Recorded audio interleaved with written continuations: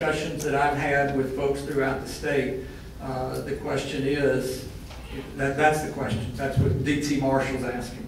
DT's asking, is Alabama an open carry state? I think it is. But where are we on carrying a gun on someone else's property? That's where we run into the biggest majority of the problems. I've got to ask this question if it's okay. Where is the penalty? 52. Well, that was one of the questions they raised in some of the court cases about it. Can everybody hear you? Oh, yeah. Can everybody hear him? No, listen, when I was in school, I note I got that Bernard talks too loud in class, so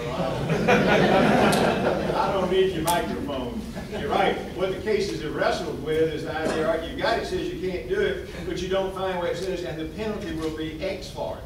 So you could get an injunction, you could go to court and have somebody have a restraining order. But it's very tricky, and all the cases subsequently said, well, we're going to prosecute, every case that came out was prosecuted under 73, or 73 read into 52. I've got all this stuff here, and I'm sorry, I mean, I'm not an attorney. That may be the benefits. And I've got the 1940 Code of Alabama here, where pretty much, in the way I interpret it, which, you know, Supreme Court, you got 3-4 decisions all the time, and pretty much they left it in there because of the officer's exceptions. Because an officer may have to go on property not your own. If they're on there for official business, then they, you know, it doesn't matter if he says it's private property to get off. Well, you know, the interesting thing to see how complicated it is, that first case, which I know you'd be familiar with, the 1840 case, the Reed case, where it was a sheriff who was arrested for carrying a concealed weapon. And what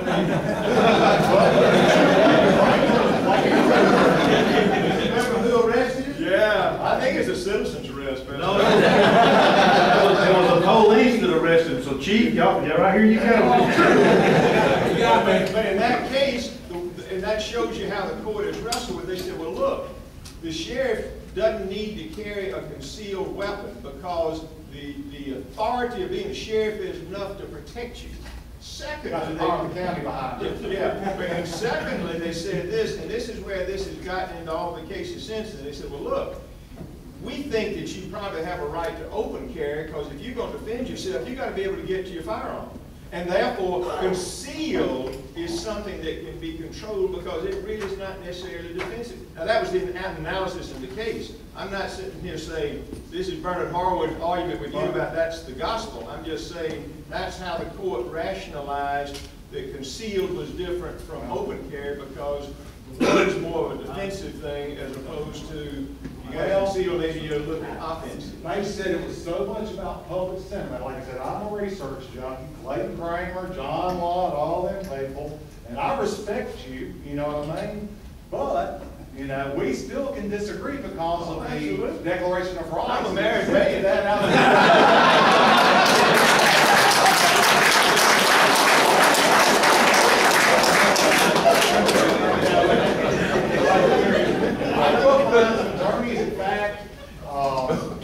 You know, one of my friend's fathers, he's a clerk for Bob Esdale. Sure. You know, but you know, in this, it pretty much says in the 1940 code that they left it in there. Well, my interpretation, that they left it in there to give the policeman, officer's exception, because an officer might have to go on that property for offensive purposes, and it doesn't matter if I say it's private property or not. Now, if a police officer comes on my property for no reason other than to be on my property, I can actually kick him off. It may not be the smartest thing to do, but I can do it. Well, all I can say is that argument has not been made in the cases. There was no case that I found that said, look, 52 is only for police officers, or 73 trumps it except for police officers. Nobody said that yet. So. Well, you know, I haven't found a case, and I've got general practices, offenses and defenses and all that stuff I've read through. I haven't found a case that says that. You know, you go by the 1955 John Patterson decision, which, you know, he pretty much says that you can make these restrictions going by state first read. But one of the key things in state first read, it says you cannot restrict a right so much that it makes it a privilege. Exactly. And so just because I got a permit to carry concealed, If I can carry concealed there, I should be able to carry with a permit. I mean, without a permit, openly. I understand your argument. I'm going by what the cases have said that I But I haven't seen that's it, all I know. but I haven't seen any case like you said since 1928. That's right. And then before But that, 1928 in the 1923 Code of Alabama, it listed a penalty for 52. We had a case not too long ago where the Alabama Supreme Court said it doesn't matter that it's 100 years old. Never been overruled, it is still the law of the land. So 1928 is the controlling law of Alabama as enunciated by the Alabama Supreme Court. I'm gonna sit down while I'm ahead. You know, from our perspective, you know, from the just 1 second, I'll be right there. But from my perspective, and the oath that I took to uphold the laws of the state of Alabama and the Constitution, we're trying to reach out and find an answer to this issue. And of course, DT has asked for an opinion, but that's just that. It's an opinion. It does not hold the weight of law. So these, you know, I keep hearing about opinions, but I think Judge Harwood made it pretty clear that an opinion does not hold weight of law.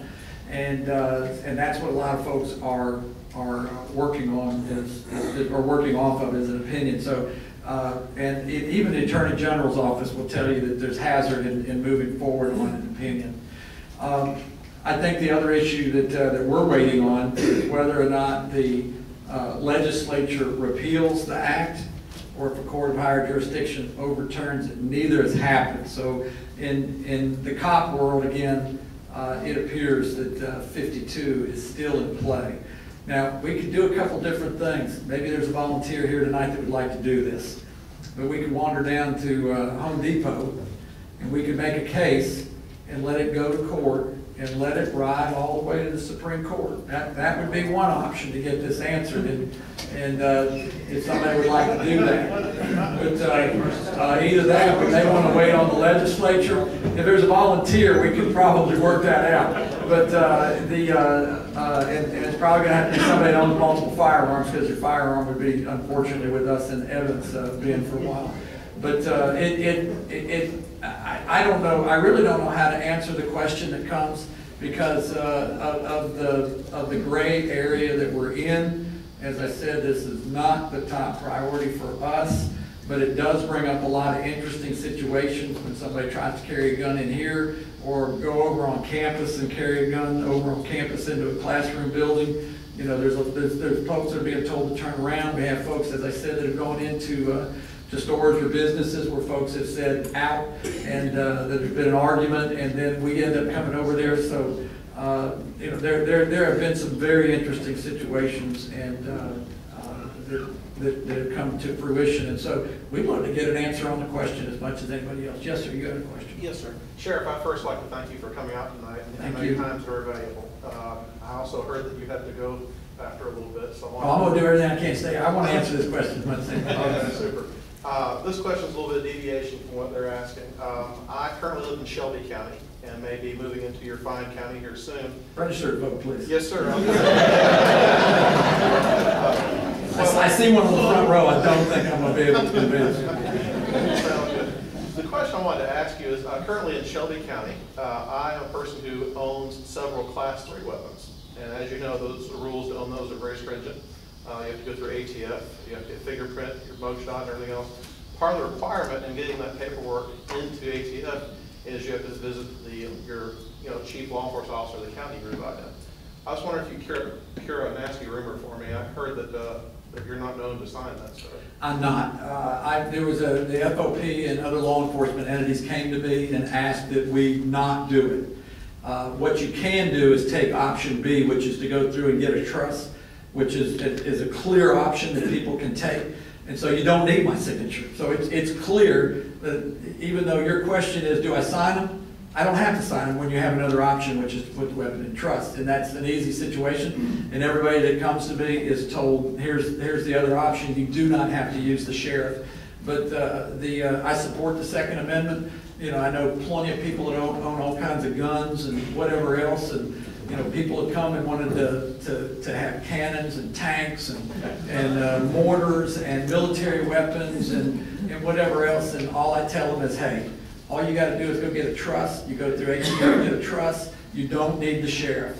And they all go, really? And I go, yes, sir, you don't need me, and they move on and go through and get a trust. But we have not hampered anybody from getting a Class 3 weapon. They just go through the trust. And, but based on the request from the FOP and law enforcement in general that was made to me and my own guys, my guys have had weapons pointed at them, and they would prefer not to have the Class 3 weapons.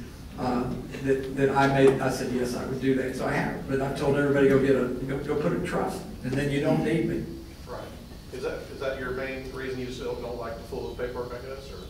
I'm sorry? Is it more of a hassle, is that why you don't like to sign that? No, I think I very clearly said, and let me try one more time, that you don't need the sheriff. Right. You can go through a trust, but when the FOP and my own deputies come to me and say, we're not excited about these things, we're the ones that are on the street, we prefer not to have these to where we have to face them, probably more so than you do via me.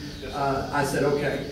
But again, anybody who comes to me, I tell them, hey, you got an opportunity to go get you got option B, I would recommend you take option B.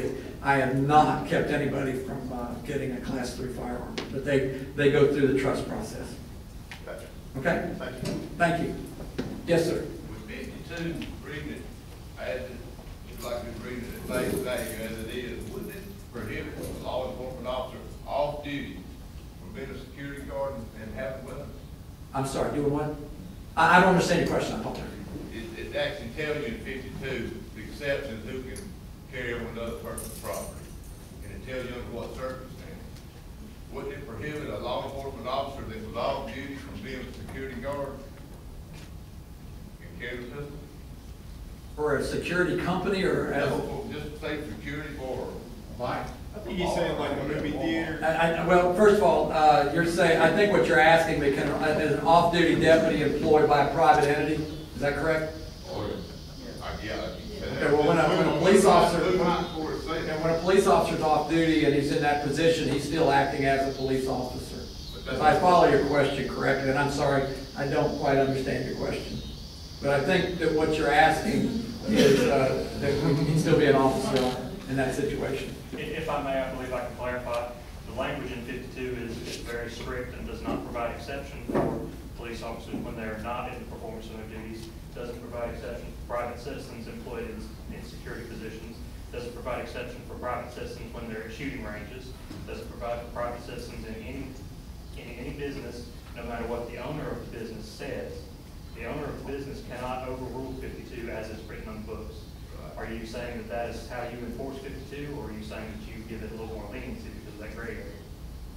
So again, in my opinion, we're in a gray area, but I think what Judge Harwood just articulated is that 52 says that carrying an open carry on private property constitutes offensive and not defensive, and that that believes that 52 is in that favor. Yes, so security. And in regard to security, again, for one of our guys, when they're working off duty, they are still a law enforcement officer, followed the policies and procedures of the department. So when I go to Woods and Water to buy a gun, and they hand it to me using Daniel State, locomotion not necessary, but the judge is trying to remember over there, I'm violating the law? Well, as I understand what the cases did, 52, as you're right, starts out basically just saying you can't carry a pistol anywhere, except on your own property, in your own abode. That's the law. Then came 73, the court began to wrestle with that, plus having to recognize that as it reads 52 would be violative of the Alabama State Constitution. So what they finally said is, they finish, say, I'm a married man, I'm used to having that other side. So what the courts have finally done to try to reconcile this is said, what 52 means, as we understand it, is you can openly carry anywhere except on another person's property. Because we consider that if you go on their property, and one case said, without their permission, or if they object, so you can't really tell what all they say, and there has to be an objection. But they said because that is not offensive, and the Constitution guarantees having carrying the pistol in defense of yourself. Now that's all. That's the best I can make out of what the case is. And I understand what you're saying, but it doesn't say property not your own. It says premises not your own. Okay, if I walk into Walmart, I own part of it. Well, good for you. It's in a mutual fund, it's a stock, so I actually own part of that premises. So that, it says premises not your own or under your control. So you talk about a gray area, when people own stocks and own, and unless it's a private mom and pop store, mutual funds cover just about everything. I mean, I own AT&T stock, but I can't not pay my phone bill. Oh, that's not what I'm saying. I'm not saying that at all. I'm saying that premises not your own or under your control. Well, we'd like to answer your question on the law enforcement side. I think I understand where you're going, but I think Chief Anderson's got your answer. And I just wanted to apologize to you, Sheriff, I didn't mean to talk over you. No problem. I'm bad at it too, so excuse me. Well, just in relation to the previous question about officers working off duty on property or premises not their own. When we're working off duty at a location, it's at the request of that particular owner. So basically, being at their request, they're asking us to come on there, and they know that we're armed, and so they want us there. It's a little different than a citizen coming onto their property that has not been invited to come on carrying a weapon. So there's a difference there. There is a difference, whether you agree with me or not, there's a distinct difference there. Yes, sir. So you're saying that if an officer works off duty, say at Harco Drugs or something like that, they can wear their uniform and be paid by Harco Drugs plus be a 24-hour policeman? Well, when they're It's working. kind of double dipping there with a, uniform for the city. No, it's not double dipping because they're not being paid by the city at that particular time. They're being But paid you're by saying they're Harco. a police officer for 24 hours a day. And I mean, that's a double dipping if I've ever seen. no, it'd be double dipping if the officer was being paid by But he's wearing Harco. his uniform. And he's allowed to do that. He is allowed to wear his uniform. And in the case that he makes an arrest while working off duty, then he goes on duty at that particular time. And he's no longer working for Harco, now he's working for the city of Tuscaloosa. So it's not double dipping, it's double dipping if he's being paid by both entities at the same time. So there's a difference. His uniform as a peace officer. Yes, he is allowed to do that, and that is a part of working as an off-duty police officer. I've actually, I can't cite the case, but there is a Supreme Court decision in Alabama that clearly states that when an officer is in a bank working, he cannot serve two masters. But I agree with your decision, he can magically become a police officer again if somebody is breaking the law and then switch back to his other master, which is the bank. Well, no, he doesn't magically become a police officer because he is a Well, I'm police just waiting officer. terminology is correct. I mean, you get the gist of what I'm saying. He can go from being off-duty, working for a private employer, to being back on duty, and, if we will, Sheriff has suggested we get back to open carry. But yes, this is a completely different situation. We'd be more than glad to come in and talk about the other one. There's the Ethics Commission has a ruling, there's specific legislation that allows to answer your question. We'd be more than glad to come back and talk about that on another evening, but we agreed to come speak about open carry tonight. Yes, sir. Yes, sir. You were talking about the restrictions on open carry. You mentioned a biker gang, somebody had mental problems. No, let's clarify what I said. I didn't say anything about restrictions. I didn't use that word as I went on that. I said there's going to be some issues and concerns as people learn about this that will come down the road from cops. Those are going to be the questions, but there is no restriction on that. Well, my idea was that line of thought, which is part of our problem. I just want to make sure I'm not misquoted. I'm not saying anything about restrictions. To me, should be brought up. Okay. There are other laws that handle people that have been convicted of felony, can't get permit. We have that. No, sir, that's not what I said. Now, but let me back up. Let me back up 1 second. If you recall what I said, if you see somebody wearing, flying colors that did not have a criminal record, but you see them flying colors, You know, that's gonna bring up a very interesting issue, but I said if you have a person that has not got a felony record, as this moves on, okay, or probationer, I mean, you could be, you know, he could be a probationer, for example, or whatever. But if he's flying colors and open carry, it's gonna be an interesting situation. Because what is probable cause or the reasoning of a reasonable person? It's going to be, you know, we may have some sort of criminal activity here. So, you know, it starts getting into some very interesting issues on the cop side very quickly. Or at 3 o'clock in the morning if you come across that particular individual. You know, it's a little bit different than 10 a.m. and. Well, what I'm saying is, what does flying colors have to do with carrying a weapon?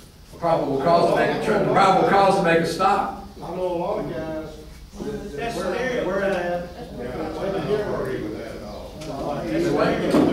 No, I'm saying if you take an outlaw motorcycle gang, and they're wearing their colors, and take the Devil's Disciples, for example, and you have that. And you got a couple ones that you have a couple other bicycle organizations that come close.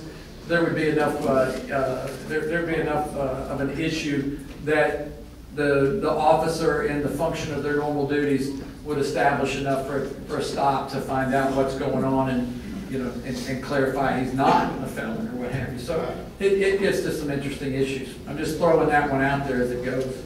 Yes, ma'am. What about this gentleman right here that's wearing his colors and he's got his gun and his colors? Have you got Devil's Disciple on your back by some chance? No, it says wearing his colors. I do not know what the colors And I'm sorry. Yeah, but you're also wearing Christian Motorcycle Association. You're not wearing Devil's Disciples. Okay.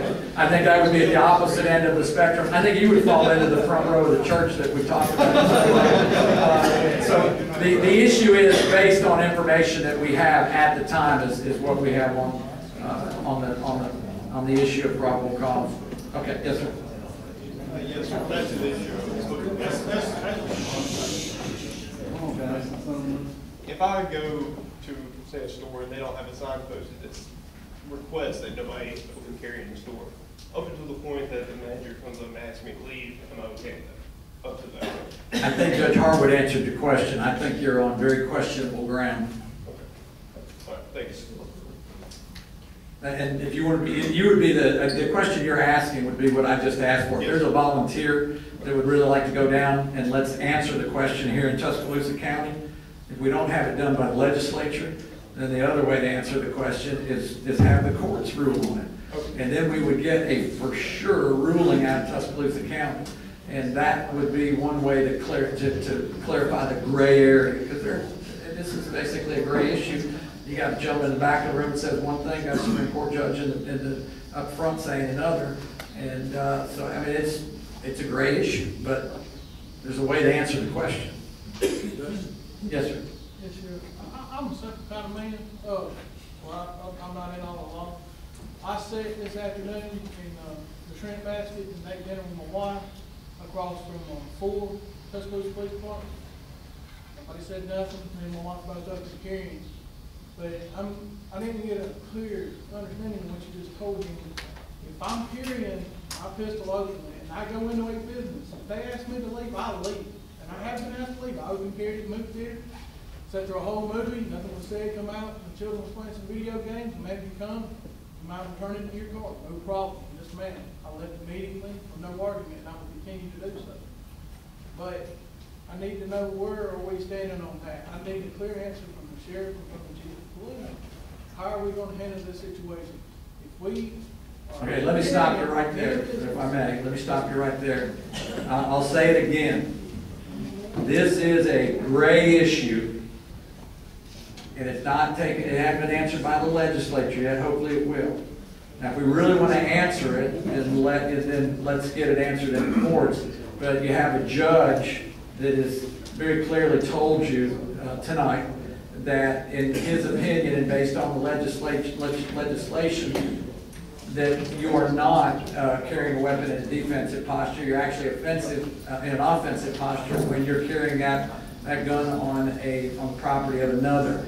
Are you subject to arrest? I think the answer based on, I would hope we don't do it. I would hope that the property owner goes and gets a warrant and whatever else. But you could be, from what I hear the judge saying, what I think that that law enforcement has clearly said across the state. I've had people tell me that Chief Anderson has told them that you're okay. When I've talked to him, he's already said, no, that open carry is legal in a public place, there's no doubt. So if somebody calls the sheriff's office and says, I want somebody arrested for that, or the next time I'm at Lowe's and somebody comes up and complains and says, I want somebody arrested for that, then I'm afraid we'd end up in an arrest situation, yes, sir. I think that would happen. We can open carry in public places. Does that include the parks? Yes, in my opinion, it does. What's the legal description of public? That's why, yeah. What is Public building, public courthouse. Well, you're in a public building right now. I don't know what Northport's regulations are. I believe you can come in the first floor of the courthouse, but if you try to go up on the second floor of the courthouse, then you would be subject to something else. A public building would be the University of Alabama, but they have clear-cut policy and regulations regarding firearms, and I have a feeling the university would have more than one officer respond to that call, given some of the issues that have taken place on college campuses. I can't give you an answer. I've had more people ask me about, man, we got to have some clear-cut rules on this. I can't give it to you because it's gray. And I think the way we get to black and white that you're looking for is going to be through the legislature, or we get a court case out of Tuscaloosa County that gives all of us, gives you, gives me, gives my folks, Steve's folks, everybody, Carrie's folks, the opportunity to understand what rules we're operating from.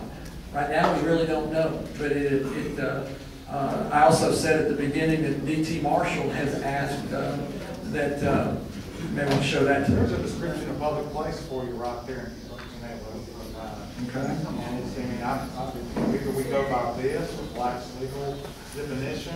You haven't given us a good definition. I'm not trying to. Well, good. Why don't you read that for us? Why don't you go ahead and read it? I'm not very good at it. Go ahead. Go ahead. Folks, you can go back and go to 13A, 1159. I'm sorry. That's right. Yeah, 13A, 1159. So, you may want to go back and look at it and read this and so on and so forth. And this is a pretty lengthy statute. So, but It's just a public place. I got. That's all we're asking for. is this? Yeah, you keep I saying think I already said that. I think I clearly said this building is a public place. But that's, you're just like an attorney general opinion. The court had decided on it, the legislature had decided on it, and that's what the legislature said a public place was, so that's the description we have to use. Scoot over, Dave. Would think. Am I not correct, Judge? Let's just, the public place right here is defined in 13A1159. That's section 4. It says, any place to which the general public has access and a right to resort for business, entertainment, or other lawful purpose, does not necessarily mean a place devoted solely to the uses of the public. So that's the legal definition as I see it on a public place. Keep reading that. There's another one too. This term shall include the front or immediate area or parking area lot of any store, shop, restaurant, tavern, shopping center, or other place of business. Such term shall also include any public building, the grounds of any public building, or within the curtilage of any public building, or in any public parking lot, public street, right-of-way, sidewalk right-of-way, or within any public park or other grounds. My question is, and I have several, but under 13A 1155, the way I read that, if you're going to charge me with a firearm violation, a weapons violation, 13A 1155, indictment for carrying weapons unlawfully. What proof do you have to have? And where it says, in an indictment for carrying weapons unlawfully, it is sufficient to charge that the defendant carried concealed about his person a pistol or other description of firearms on premises not his own, a Bowie knife. Keep that concealed word in mind. Or knife or instrument of like kind, description, or other forbidden weapon, describing it as the case may be, and the excuse, and it goes on. But the main thing on that one that I see is, if you're going to charge me for a weapons violation, it has to be concealed for you to charge me with that. And another question that I'd like to have answered is that if I'm not allowed to, and it's 52, does not allow me to carry on property not my own openly, how does your permit allow me to do that concealed? I under specific code of 13A1173, which Judge Harwood did. Judge, you want to answer the one question that he asked? Which one was that? There were three, I answered one, so there's two left. Well, you can see the difficulty again, because as you just read that definition of public place, it says the front of a store. Now, any lawyer will argue if the legislature specifically said front of the store is a public place, they're suggesting inside the store is not a public place.